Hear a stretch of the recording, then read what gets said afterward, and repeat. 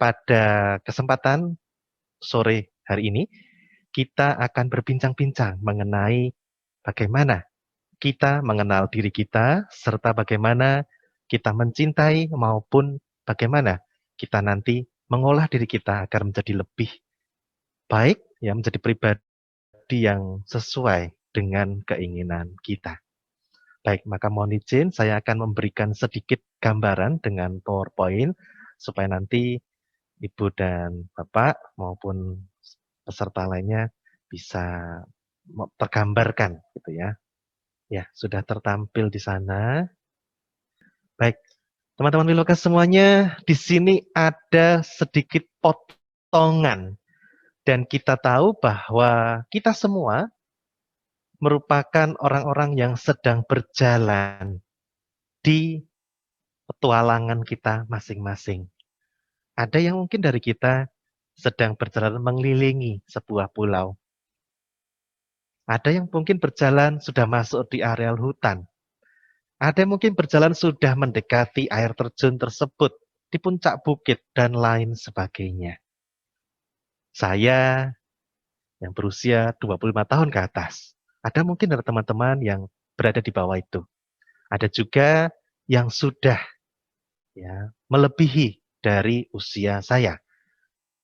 Kita semua tentunya memiliki pengalaman yang berbeda-beda.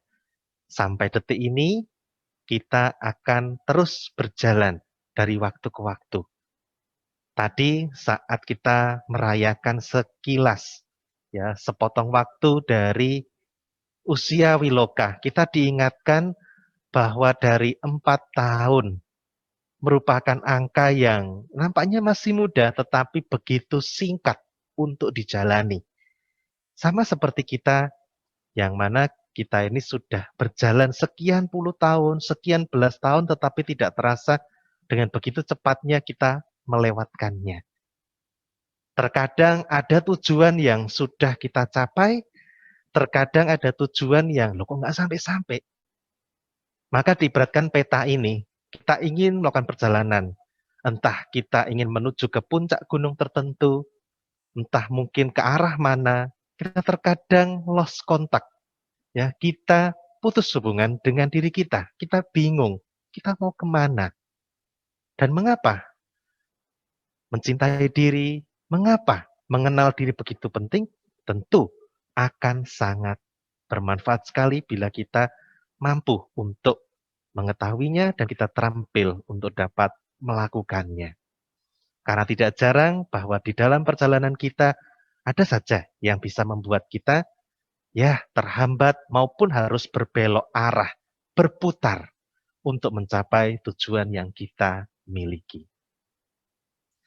Maka dari itu, rekan-rekan Wiloka, teman-teman Wiloka semua, dimanapun Anda berada, mengenali diri tentunya sudah menjadi hal yang mungkin kita rasa lumrah. Wah, wajar, mudah dong mengenali diri, tapi ada kalanya bagi beberapa orang kita menemui bahwa hal itu sangat sulit sekali. Lalu bagaimanakah kita dapat mengenali diri? Karena dengan kita mengenali diri merupakan step awal untuk kita dapat melakukan yang lebih kepada orang-orang di sekitar kita. Mengapa saya katakan demikian?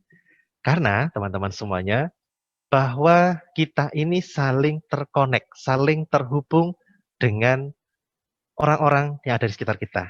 Entah itu pasangan kita, putra-putri kita, keponakan, orang tua, tetangga, semakin meluas lagi, rekan kerja, dan lain sebagainya, bahkan masyarakat umum. Kita saling mempengaruhi. Mereka membawa dampak pada kita, demikian pula kita. Kita menjadi terbiasa untuk melakukan sesuatu hal, bisa jadi karena kita memiliki pola yang kita tiru dari pihak lain, dan sebaliknya. Nah, terkadang, seperti yang saya bilang tadi, bahwa kita kadang bingung dengan diri kita, sampai di manakah jejak saya sekarang ini? Maka dari itu penting sekali bahwa kita dapat mengenal diri kita. Kondisi kita menjadi salah satu penentu untuk kita dapat melihat untuk kita dapat mengenal diri kita. Di sini sudah tergambar dengan sederhana, menggambarkan tubuh kita dari ujung kepala hingga ujung kaki kita. Teman-teman, kita dapat melihat, kita dapat memahami kondisi diri kita dengan mudah, dengan kita juga merasakan kondisi tubuh. Dan nanti bila ada waktu yang cukup, saya rasa setelah mungkin dari bagian Mbak Cici begitu ya, sebelum kita diskusi, kita dapat melakukannya. Nah, mengapa tubuh? Tubuh merupakan cerminan dan terkoneksi dengan kondisi batin kita, kondisi psikologis kita. Keduanya saling terkait, keduanya saling berpengaruh. Dan yang paling mudah untuk kita rasakan, kita amati adalah fisik kita sendiri. Lalu apakah ada cara lain? Ada, ya teman-teman semuanya. Yaitu bagaimana kita dapat memberikan kesempatan diri kita untuk dinilai oleh pihak lain. Entah itu pasangan kita, ya entah itu mungkin putra-putri kita, orang tua kita, maupun orang terdekat yang kita percayai. Tentunya hal itu tidak mudah, ya, karena bisa jadi mungkin saat kita sedang tengah berkeluarga, ya, ada hubungan yang kadang renggang, yang kadang dekat, sehingga membuat kita menjadi kurang terbuka oleh pihak-pihak atau orang-orang terdekat kita. Maka dari itu, mau tidak mau, cara yang paling memungkinkan adalah dengan mengenal diri kita. Mengenal diri dan dapat mengetahui apa yang dapat kita lakukan untuk mengantisipasinya akan membuat kita lebih maksimal dalam menjalaninya. Karena dengan kita tahu hambatan dan kita tahu ritme-ritme dalam diri kita akan semakin maksimal untuk dapat menjalin relasi, entah dengan pasangan, entah dengan anak-anak kita, entah dengan keluarga kita, maupun kita menggapai apa yang kita inginkan seperti gambaran peta yang sudah saya sampaikan di awal tadi. Nah, teman-teman, di sini ada gambar yang menyimbolkan sebongkah es di lautan lepas. Nampaknya terlihat kecil, tapi ternyata kalau kita lihat ya dari dasarnya, wah merupakan bongkahan yang besar sekali. Demikian pula apa yang ada dalam diri kita. Maka penting sekali bahwa kita dapat melihat, dapat merasakan kondisi diri. Kemarin saya mendapat satu cerita. Ada seseorang yang mendapati berita duka, pasangannya meninggal. Kemudian, ya, ternyata dia tidak merasakan kesedihan apa-apa, dia biasa saja. Tetapi, Bapak dan Ibu, teman-teman semuanya, hitungan ya 1-2 bulan kemudian, banyak reaksi fisik yang terjadi. Pusing, sulit tidur, dan lain sebagainya. Tapi setelah dicek di dokter, tidak ada masalah. Nah, apakah kita bisa malamnya? Tentu bisa-bisa saja. Maka dari itu, dengan adanya hambatan-hambatan seperti demikian, tentu perlu segera kita selesaikan. Apalagi bila hal tersebut semakin lama terjadi. Karena semakin lama terjadi, maka otomatis keseimbangan dalam diri kita pun akan terganggu. Dan bila terganggu, tentunya akan juga mempengaruhi aktivitas kita sehari-hari. Oleh karenanya, dengan ya rangkaian singkat dari pertemuan kita, nantinya kita dapat mengetahui sedikit cara untuk membuang hal yang tidak diperlukan dalam diri kita, sehingga kita pun dapat terus maju, terus menjadi pasangan ya yang diidamkan oleh diri kita maupun oleh orang lain, menjadi orang tua yang diidamkan, menjadi putra dan putri yang diidamkan oleh diri kita maupun pihak lain. Saya rasa itu dulu pengantarnya. Semoga nanti bisa dilanjutkan oleh Mbak Cici. Saya kembalikan dulu kepada Mbak Moderator, silakan. Oke, baik. Terima kasih Mas Vincent atas pengantarnya. Jadi menurut pendapat Mas Vincent tadi, bahwasanya untuk mencintai diri kita, kita perlu untuk mengenali diri kita terlebih dahulu. Hambatannya apa, ritmenya seperti apa, begitu. Lalu langsung saja ke narasumber yang kedua, Mbak Cici mungkin bisa lebih detailnya, teknik-teknik dan lain sebagainya bisa tolong disampaikan kepada Mbak Cici, dipersilahkan. Baik, terima kasih. Assalamualaikum warahmatullahi wabarakatuh. Waalaikumsalam. Ya, perkenalkan nama saya Ariku Sumaningsi. Teman-teman bisa panggil saya Cici. Mungkin ada beberapa teman-teman yang sudah pernah bertemu di workshop Iloka sebelumnya.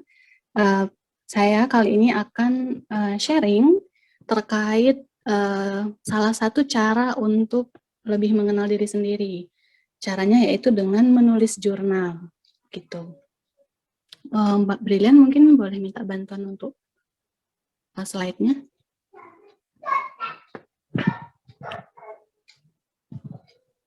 Iya, terima kasih.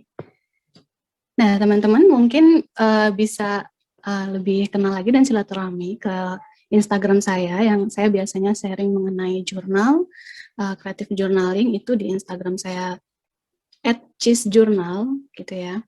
Nah, kemudian bisa juga melalui Instagram pribadi saya, Bundanya Zaid.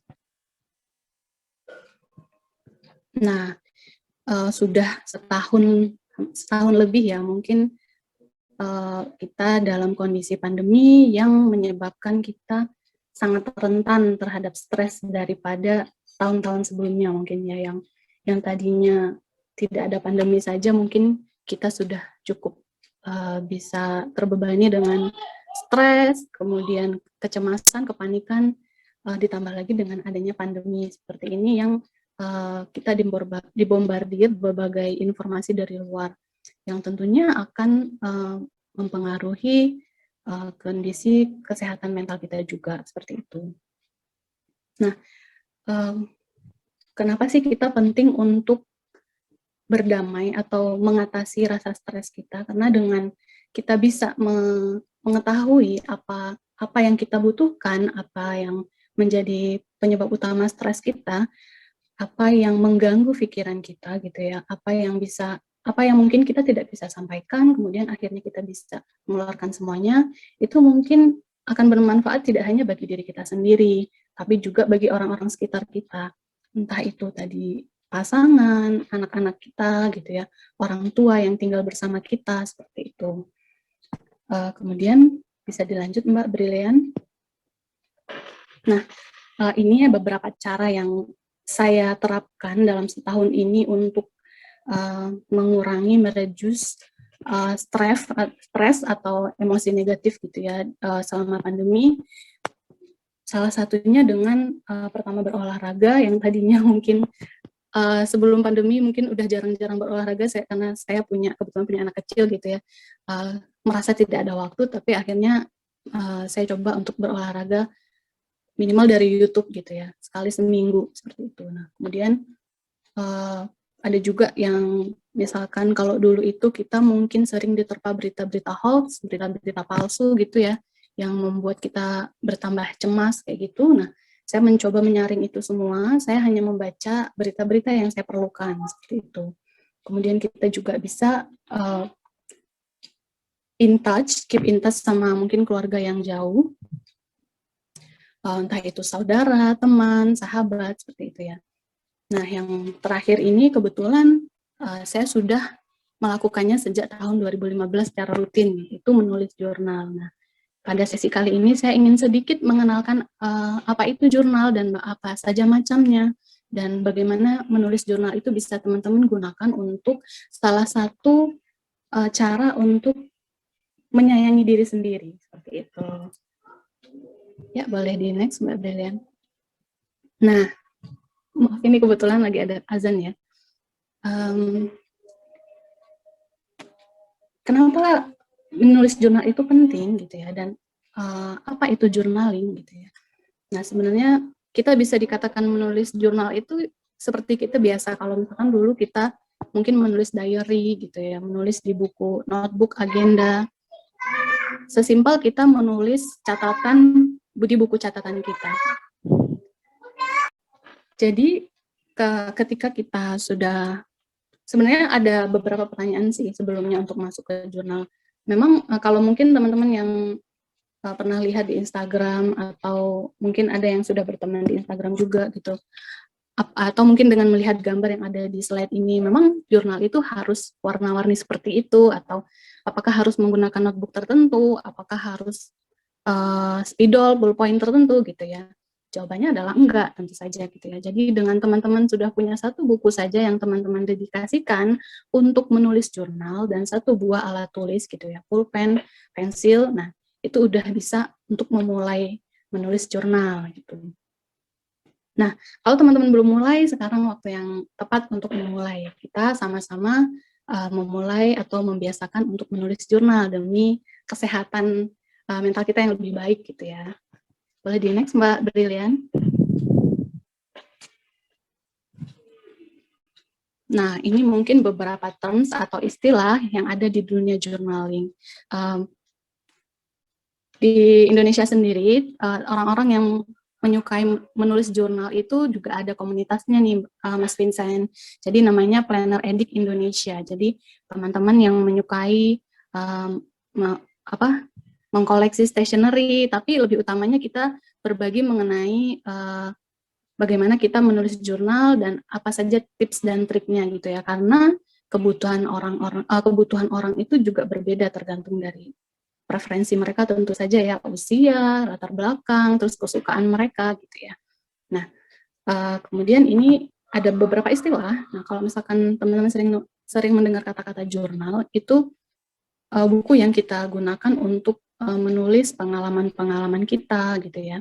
Untuk menulis, mungkin teman-teman suka tanpa sadar nulis di buku, nulis ulang quotes gitu ya dari Pinterest, atau cuma sekedar curhat singkat gitu ya, hari ini kok capek banget, hari ini kok rasanya happy, dan lain sebagainya, itu udah bisa dikatakan jurnal.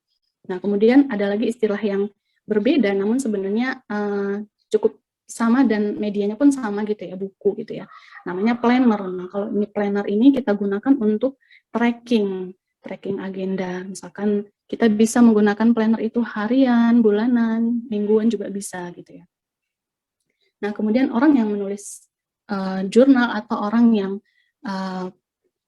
istilahnya kesehariannya itu menulis jurnal, itu bisa dikatakan sebagai seorang diaries kayak gitu.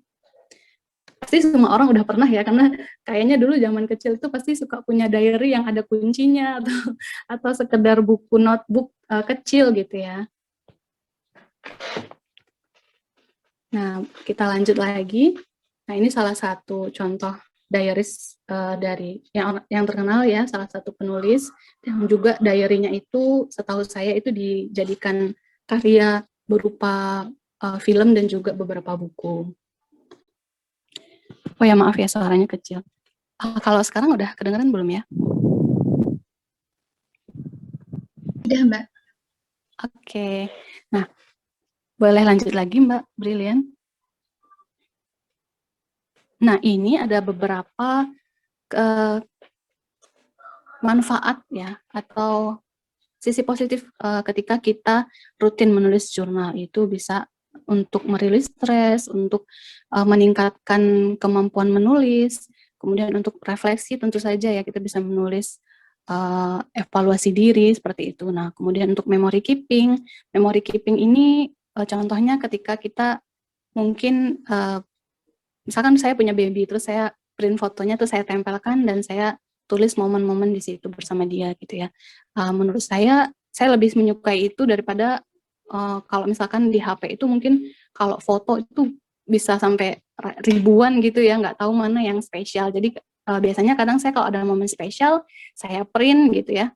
Mungkin entah itu ulang tahun atau sekedar dinner bareng keluarga, terus saya print satu saja, kemudian saya tulis di jurnal gitu. Itu salah satu cara saya memory keeping gitu ya. Kemudian juga bisa kita gunakan untuk tracking goals kita. Kita bisa, oh mungkin kita punya goals, entah itu di bidang kesehatan, mungkin menaikkan berat badan, menurunkan berat badan, kita bisa menggunakan jurnal sebagai trackernya gitu ya, menulis trackernya di jurnal kita gitu. Kemudian yang terakhir, tentu saja menjadi lebih kreatif. Nah, nanti teman-teman, jurnal itu ada banyak macamnya dan bisa disesuaikan dengan kebutuhan dan preferensi teman-teman. Pengennya menulis jurnal apa gitu.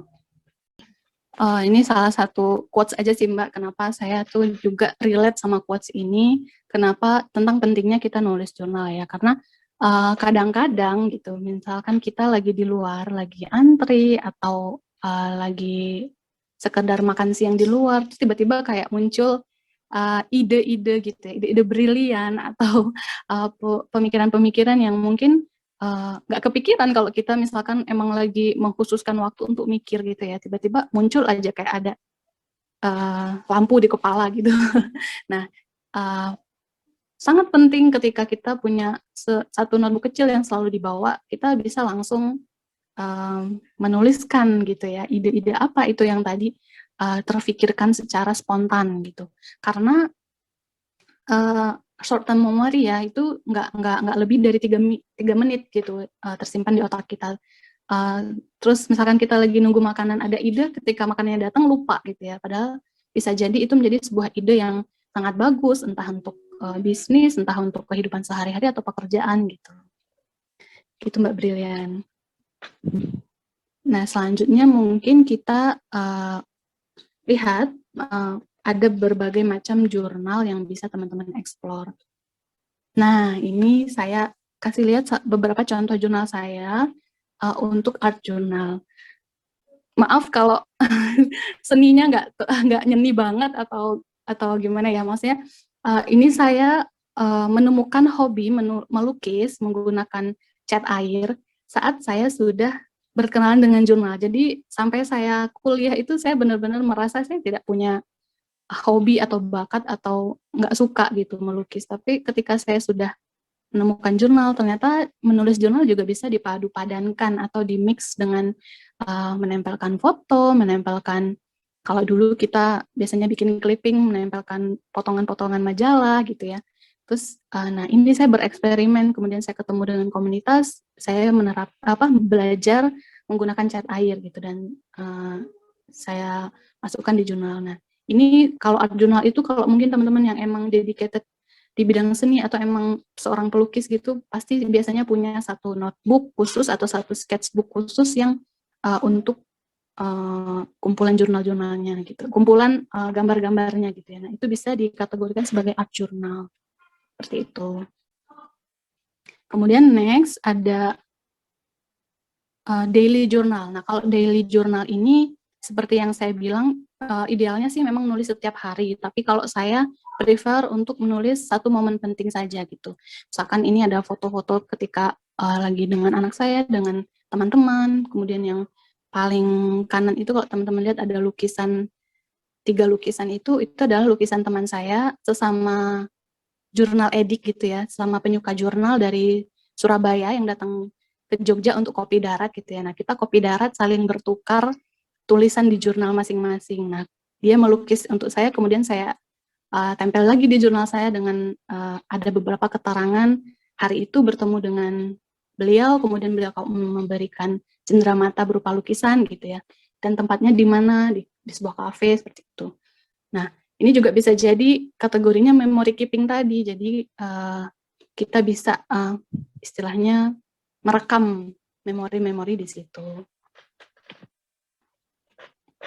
Kemudian selanjutnya, ini ada weekly. Nah, kalau weekly ini mungkin cocok buat teman-teman yang pelajar atau pekerja kantoran, ataupun pekerja kantoran aja sih, semua orang yang misalkan freelance juga sangat butuh sih menurut saya gitu ya. Jadi kita bisa menulis secara rutin selama 1 minggu gitu. Nah, ini kita bisa campur antara menulis agenda dulu, kemudian kita evaluasi mingguan, seperti yang saya lakukan ini. Jadi saya dalam 1 minggu itu dibuat dulu listnya apa. Nah, nanti ketika udah seminggu saya lihat lagi mana yang terlaksana, mana yang tidak, seperti itu. Jadi itu adalah campuran dari planner sama jurnal, jadi satu buku gitu. Nah, untuk yang selanjutnya itu ada monthly, jadi bulanan. Nah, bulanan ini yang pasti saya gunakan setiap bulannya, karena menurut saya sangat efektif gitu ya.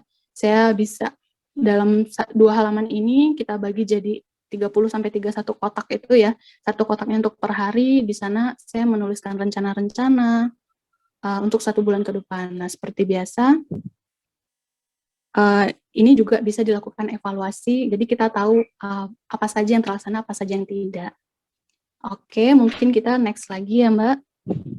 Nah, salah satu jenis atau model jurnal yang bisa kita buat adalah gratitude journal. Itu isinya tentang kebersyukuran kita sehari-hari gitu ya. Nggak harus diisi setiap hari teman-teman, jadi nggak harus setiap hari kita mikir apa yang disyukuri hari ini, tapi ternyata setelah saya baca dari beberapa jurnal psikologi itu, gratitude journal ini malah efektif kalau kita tulis dalam 2 hari sekali aja gitu. Boleh lanjut, Mbak? Nah, ini mungkin beberapa cara untuk menumbuhkan rasa kebersyukuran kita ya. Beberapa yang juga sudah saya terapkan, mungkin kita bisa mengirim sesuatu ke teman, misalkan kalau di kerjaan mungkin naruh di kubikel teman es pucuk gitu ya, teh pucuk, terus dikasih thank you notes gitu ya, cuma sekedar makasih ya hari ini udah bantu aku. Nah, itu udah bisa dikatakan membantu untuk menumbuhkan kebersyukuran. Terus juga memikirkan seseorang yang berjasa, terus kita berterima kasih dalam hati gitu ya, itu juga menumbuhkan kebersyukuran. Kemudian tentu saja berdoa dan meditasi ya, terus sesuai kepercayaan masing-masing. Nah, yang bisa kita lakukan juga itu menulis gratitude journal. Nah, kenapa menulis gratitude journal itu penting? Karena kita bisa melatih pikiran kita untuk berpindah ke positive mind yang tadinya mungkin worry, cemas, panik, serba kayak mungkin kalau digambarkan kayak benang kusut gitu di kepala kita, itu kita bisa langsung kayak, oh, aku punya kok sesuatu yang aku bisa syukuri di hari ini. Sesimpel mungkin, oh bisa bangun pagi, bisa langsung ketemu bubur ayam langganan gitu ya. Kemudian kita juga selalu melatih otak kita untuk ke mode learning gitu ya, selalu belajar dan belajar, jadi otaknya nggak nganggur gitu istilahnya, nggak cuma memikirkan stres aja gitu ya. Tentu saja untuk maintain stres kita dan kemudian self healing. Nah, mungkin ini yang bisa kita coba bareng-bareng teman-teman. Kalau dari tadi saya sempat mencatat sih tadi yang disampaikan sama Mas Vincent, bahwa kita sebaiknya bisa membuang hal yang tidak diperlukan gitu ya. Terus juga tadi ada yang disampaikan Mas Vincent, kita mungkin untuk mengenali diri kita bisa meminta pendapat orang lain, tapi mungkin belum tentu juga kita sendiri bisa menerima, entah itu mungkin ada konflik dan lain sebagainya gitu ya. Nah, di level 10 ini teman-teman bisa mengevaluasi diri sendiri. Jadi kita bisa lebih mengenal diri sendiri. Jadi ada 10 aspek kehidupan yang akan kita assessment gitu ya, self assessment gitu ya, kita nilai gitu. Misalkan dari finansial, spiritual, agama, family, relationship gitu ya. Kita kasih angka dari 1 sampai 10. Sorry, maaf, ini aku liatin contohnya mungkin.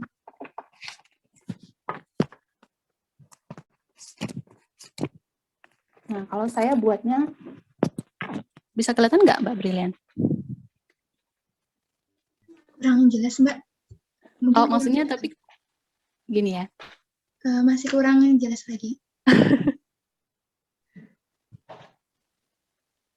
Oh ya, mungkin maksudnya ngeliat ininya aja sih Mbak, secara garis besarnya. Jadi di sini saya bikin ada 10 gitu ya, family and kids, self-improvement, spirituality, finance, career, marriage gitu ya, fun and recreation, giving, housework, healthy gitu ya.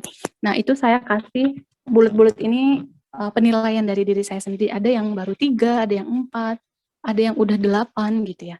Nah, mungkin teman-teman bisa coba seperti itu.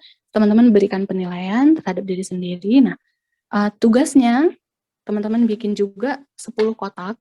Apa yang teman-teman bisa lakukan untuk menaikkan nilai dari yang sudah teman-teman lakukan sebelumnya. Nah, misalkan nih, satu contoh di saya itu mungkin di karir atau pekerjaan, saya merasa masih kurang, masih nilainya 4.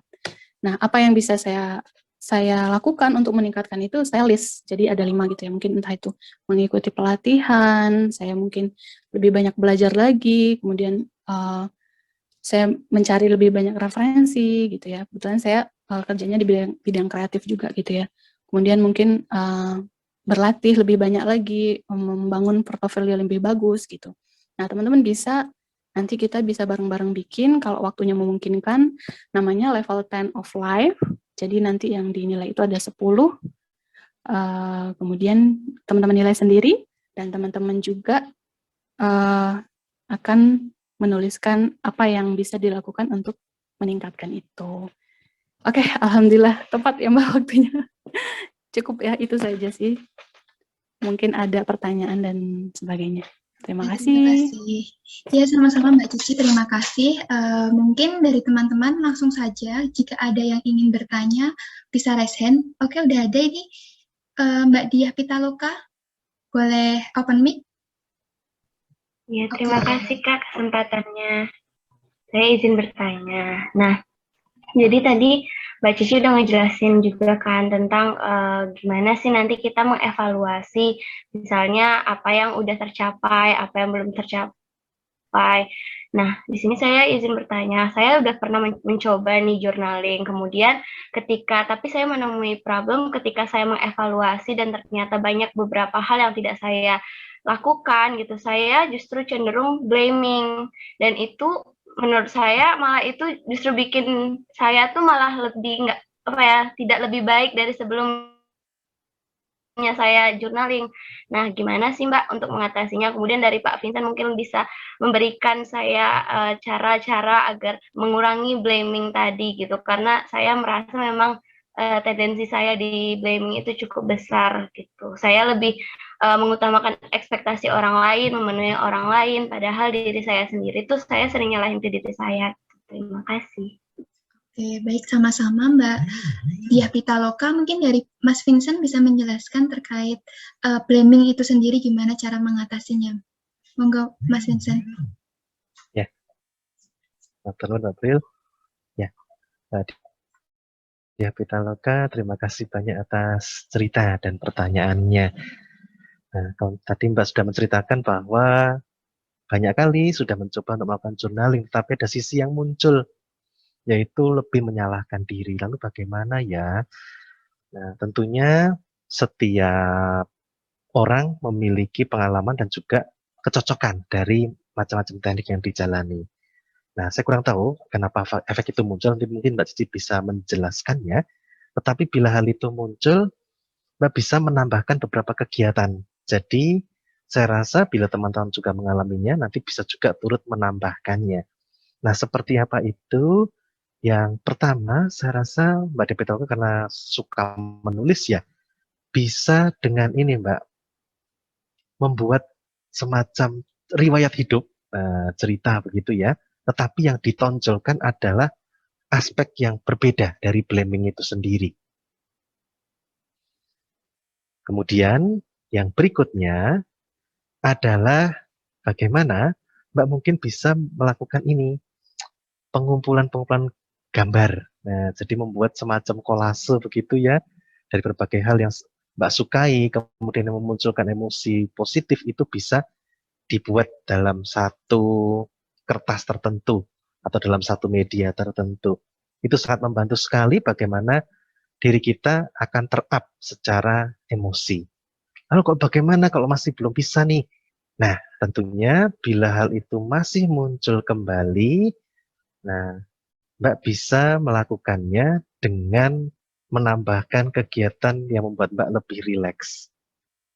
Ya, caranya bagaimana? Yaitu cara yang mudah adalah saat ingin menjelang tidur, Mbak bisa meletakkan tangan ini, ya tangan kanan atau mungkin tangan kiri di atas jantung. Kemudian dengarkan saja ritmenya. Nah, setelah Mbak cukup tenang, Mbak bisa menambahkan afirmasi positif atau mengucapkan kata-kata positif bagi diri Anda secara berulang kali. Ya, semoga saya happy, ya, semoga saya damai, tenang. Jadi tidak ada kata-kata yang terlalu memiliki ekspektasi berlebih dan juga harapan-harapan dari orang lain. Jadi kata-kata yang positif yang lebih netral. Dan saya rasa bila itu diulang tentunya akan membantu untuk hal yang dialami oleh Mbak Diah Pitaloka. Saya rasa itu Mbak Diah untuk jawaban singkatnya, semoga membantu. Dan kita dengarkan ke Mbak Cici. Silakan Mbak Cici. Ya, terima kasih Mas Vincent tadi seperti apa gitu ya. Kalau dari menulis jurnal sendiri, menurut pengalaman saya itu sangat rentan, itu pasti. Dan saya tuh udah mengalami berkali-kali seperti itu. Jadi kayak, oh udah set goals nih, pokoknya dalam 1 bulan ini harus begini, begini, begitu. Ternyata yang saya temukan jawabannya untuk diri saya saat itu, mungkin juga bisa membantu Mbak Diah Pitaloka gitu ya, bahwa ternyata saya tidak cocok dengan tipe jurnal yang seperti itu.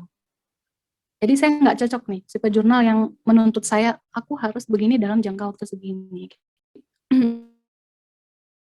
Gambar-gambarnya itu lebih keberantakan gitu ya, warna-warni segala macam saya tempelkan semua. Ternyata saya lebih cocoknya ekspresif gitu. Nah, jadi saya tuh lebih cocoknya itu lebih berekspresi secara kreatif saja. Jadi di situ saya selipkan sedikit-sedikit goals-nya. Oh, ketika udah mencapai step pertama nih, ya udah saya reward diri saya dengan mungkin saya beli perintilan yang lucu, kemudian saya menghabiskan waktu untuk diri sendiri. Saya bisa loh Mbak, sampai 2 jam itu menulis jurnal. Lihat HP itu cuma mungkin lihat jam atau lihat referensi quotes atau apa sebagainya. Salah satu juga cara saya untuk mengurangi screen time gitu. Nah mungkin Mbak Diah bisa explore lagi jenis jurnal yang bisa digunakan apa gitu. Karena memang ada beberapa jurnal yang mungkin kita nggak cocok gitu. Mungkin saya bisa sharing sedikit juga, ada beberapa yang tanya ke saya, Mbak kok saya sukanya, saya tuh punya buku banyak gitu, nggak pernah habis 1 buku. Kalau saya udah beberapa buku gitu ya, saya tuh nggak pernah habis. Jadi itu berarti tipenya cocoknya yang brain dump atau kayak sampah di otak dimasukkan ke 1 buku. Jadi nggak harus buku itu traveling terus, yang diisi itu nggak harus. Jadi mungkin saat itu peserta yang tanya itu ke saya bilang, mungkin kakaknya cocok dengan tipe jurnal brain dump gitu. Jadi lagi mikir apa, ruwet, langsung ditulis. Tentang pekerjaan langsung ditulis. Tentang pribadi ditulis dalam 1 buku. Nggak harus dibeda-bedakan gitu. Nah, itu mungkin akan lebih efektif gitu. Nah, balik lagi sana saya mungkin lebih explore aja sih jurnalnya, seperti apa yang cocok dengan Mbak Diah gitu. Semangat. Terima kasih Pak, terima kasih Mbak. Mungkin saya juga sedikit ingin bertanya sama Mbak Cici. Kan tadi Mbak bilang selipin sedikit goal gitu kan. Tapi ketika Mbak mengevaluasi dan tadi Mbak cerita bahwa misalnya ada beberapa yang nggak mencapai goal, itu apa yang Mbak lakukan sehingga Mbak jatuhnya memang malah semangat untuk mencapainya di next planning gitu Mbak, bukan nyalahin diri ketika mengevaluasi, itu gimana tuh Mbak? Kalau saya pribadi itu, saya ini dulu Mbak, istilahnya rilis dulu negatifnya, emosi negatif. Pasti kayak kita, aduh, kalau saya mungkin lebih ke misalnya gini, saya merasa yang saya bikin ini nggak sesuai ekspektasi saya di awal gitu, dan merasa orang yang menerima itu kok nggak puas dengan pekerjaan saya gitu. Padahal orangnya nggak bilang gitu, tapi saya udah blaming duluan gitu kan. Nah, saya sama kayak Mas Vincent, alhamdulillah saya udah melaksanakannya Mas. Jadi saya bilang, nggak apa-apa gitu ya. Saya udah menyelesaikan kewajiban, dan kalaupun nanti emang dari orang itu tidak puas dengan pekerjaan saya, maka saya bertanggung jawab untuk membuatnya lebih baik. Tapi untuk saat ini pekerjaan udah disubmit dan saya tidak perlu overthinking gitu loh. Jadi overthinking terus yang berujung ke blaming juga ya bisa jadi kan. Nah, setelah saya tenang baru saya berhadapan dengan jurnal Mbak Diah. Jadi kalau bisa jangan berhadapan dengan jurnal itu membawa emosi negatif sih. Walaupun memang kadang-kadang bisa pas juga waktunya, tapi kadang-kadang kita memang butuh nenangin diri dulu baru buka jurnal gitu. Jangan sampai kita tujuannya menulis jurnal itu untuk rilis stres, tapi malah tambah terbebani harus nulis jurnal dan itu malah tambah bikin stres gitu. Kayak gitu mungkin ya Mbak. Terima kasih. Oke, terima kasih kepada Mbak Cici dan Mbak Diah Pitaloka beserta dengan Mas Vincent. Mungkin bisa jadi tekniknya itu dipadu-padankan ya, seperti yang disampaikan Mas Vincent sebelumnya, bisa dilakukan untuk menenangkan diri terlebih dahulu, baru nanti melakukan menulis jurnal seperti itu. Oke, Lalu ini ada pertanyaan kepada Mas Vincent dan Mbak Cici, jenis-jenis atau gaya journaling bisa dipelajari di mana ya Kak? Apakah ada di IG? Nah mungkin Mbak Cici bisa menjawab Mbak. Terima kasih pertanyaannya. Tadi yang bertanya siapa ya Mbak? Mbak Gladi. Oke, Mbak Gladina. Kalau untuk gaya journaling itu sendiri, kalau teman-teman mau cari di Instagram itu banyak banget. Bisa nanti cari dengan hashtag journaling, creative journaling gitu ya. Atau bisa langsung ke Planner Edik Indonesia Instagramnya, itu teman-teman saya penyuka jurnal dengan berbagai macam style gitu ya.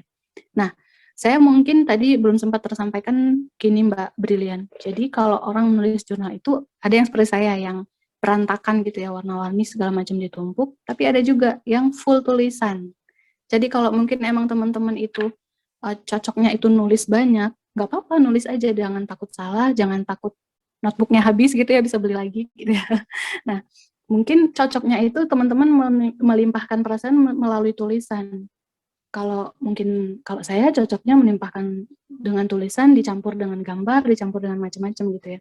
Nggak bisa yang satu halaman full nulis itu karena kayak stuck gitu ya. Nah, ada juga teman saya yang dia benar-benar nggak ada gambar jurnalnya, cuma tulisan aja. Terus ada juga yang monokrom.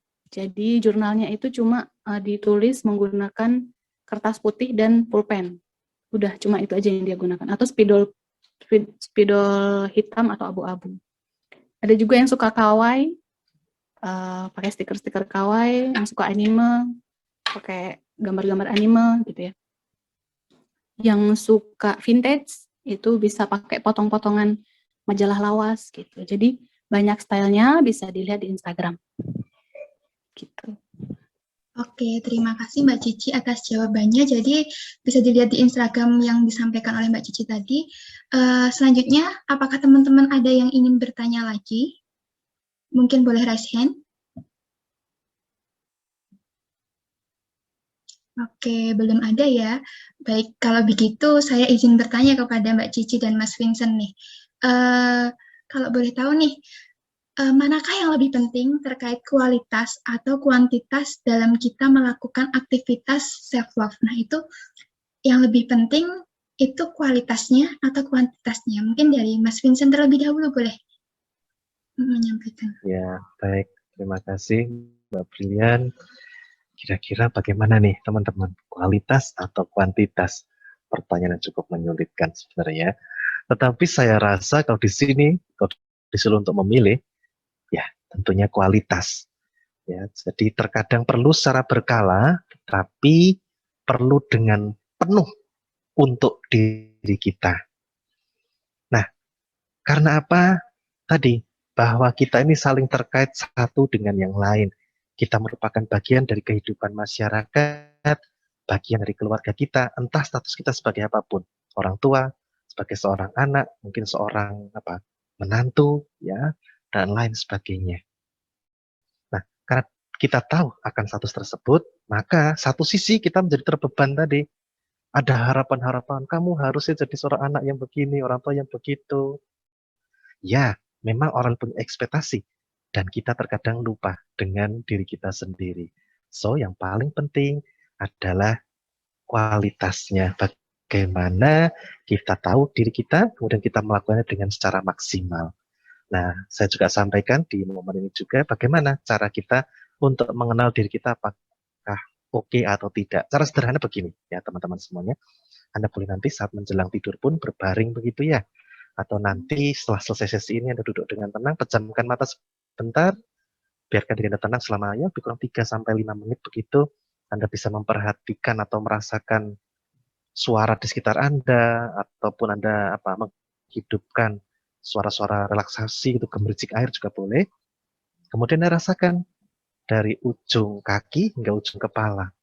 Wah, ada yang nggak enak ya. Nggak enak seperti apa? Kepala pusing, mungkin mata yang pegel ya, dan lain sebagainya. Anda usap pelan-pelan bagian itu. Nanti biasanya akan berkurang. Ada juga pengalaman, kok lebih sakit ya? Ya, karena selama ini kita kurang care tadi.